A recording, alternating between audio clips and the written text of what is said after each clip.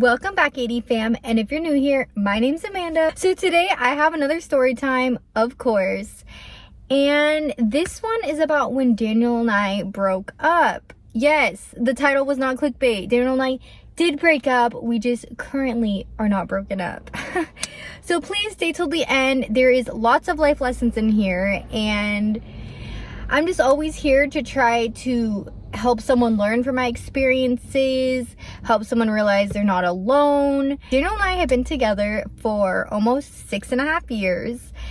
And although that's a very long time, I'm not going to sit here and lie to you. We have been through it. Like, we have been through times where I didn't think we were going to make it. And I can almost guarantee that Daniel feels the same way. There have been times that really tested our relationship, and I mean, it is what it is. To be honest with you, yeah, we've broken up before, and here's the story.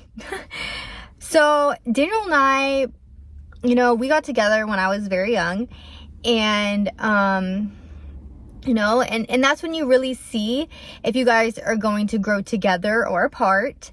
And being young, you're not fully developed yet, and so your thinking does change, and I feel like you learn how to handle situations differently as you get older, and I think relationships are just a learning curve. But anyways, so Daniel and I's relationship got to a point where, like, every little thing was setting each other off.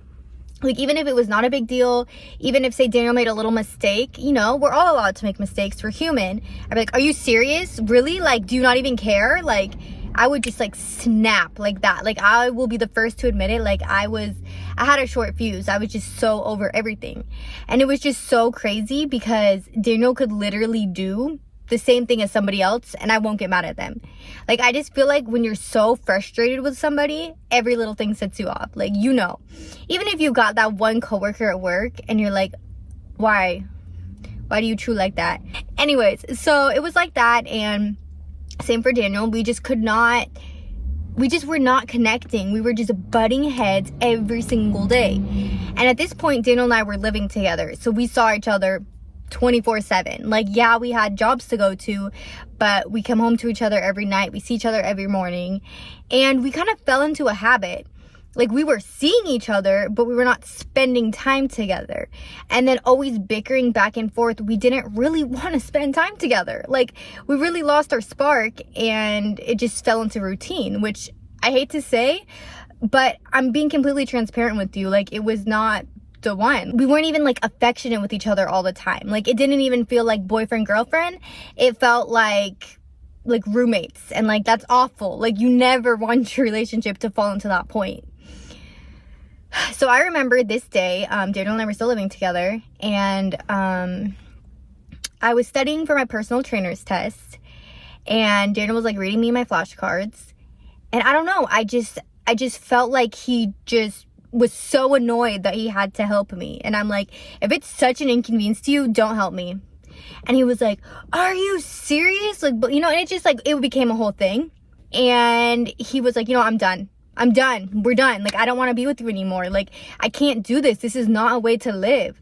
Like, basically, like, why do we have more bad times than good times? Like, the good times are good, but, like, why do we have to go through all this bad all the time to just have those minimal good times? Like, I can't live like this. For my own mental health, like, I just can't do this. Like, and, like, it was just bickering back and forth, but no one wants to argue all the time and feel like they have to defend themselves all the time and just feel like they have to be perfect all the time. So we broke up, and I was heartbroken.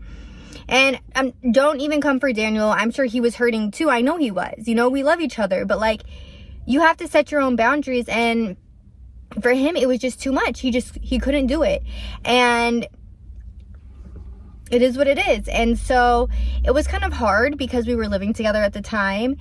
And initially why I moved in with him was because my family had lost their home, which is a whole nother story time. I can totally tell you sometime.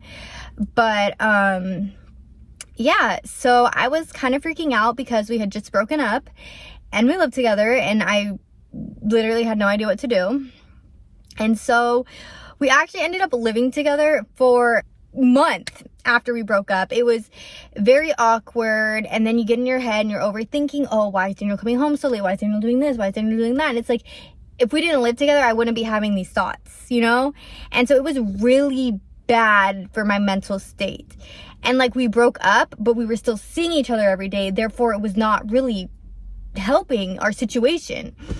So eventually I talked to my grandma, and she's like, you know what? Like, you can stay here. And yeah, so I ended up moving out of Daniel's house and moving into my grandma's house.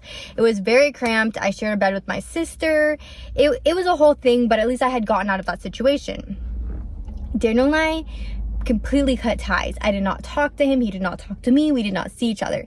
And this was the first time that we had ever like stopped talking to each other. Like, he's my best friend. I'm his best friend. We were together, like, just like that. It was as if it just never existed. And I was so sad. I was so sad because I really believed in my heart that that was my soulmate. And so, you know, I would think about my future as I'm laying in bed, and it was just so crazy, you know? You think about, I'm gonna buy a house one day, I'm gonna have a family one day. And then I had to tell myself, take Daniel out of that equation. Daniel's not gonna be there. You and Daniel are done, you know? And it was just so hard to come to terms with that. Like, my mind had accepted it, but my heart couldn't. My heart could not accept that this was the end, you know? And I really wanted to text him, but I was like, you know what? Like, it's gonna make it harder for me if I talk to him. We're broken up, you know? Like, I just have to accept it, you know? So I went crazy into fitness, and I just tried to distract my mind. I went to work, I worked out, I went to bed. Like, I didn't want time to think. A month later, Daniel texts me, hey, how are you doing? And I'm like, what? What? Like, what? Daniel texts me, but Daniel broke up with me, and Daniel texts me, and I like don't know what to do. I don't know what to say. I'm like freaking out. And so I literally don't text back. Like, I wasn't even trying to be petty. I just like didn't know what to say.